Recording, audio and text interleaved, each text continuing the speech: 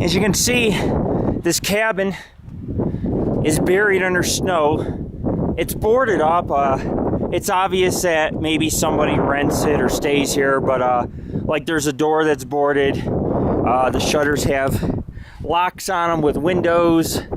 I don't think it's been inhabited. I don't think it is habitable. I did look through some of the windows, but yeah, it's an older cabin. And you look up here, you know, it's boarded all the way up there. Snow's pretty deep. It's about halfway up to the house. And you know what? This is a mild winter. In a major winter, the snow would be up to the rooftop. So, very minor winter.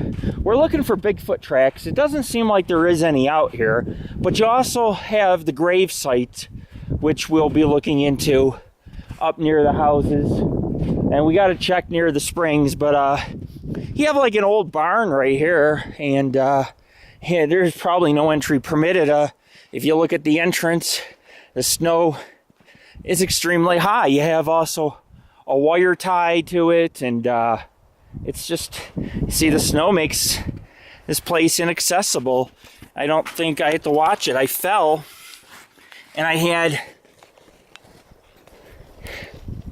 had this giant board fall on me afterwards, so I'm hurting right now, but that's the inside of the barn. We'll keep you up to date on this investigation if we find any tracks. We're taking EVPs, EMF readings. We will head to the gravesite if we can find it. It might be under snow. We may have to come back when it warms up. This is Lord Rick.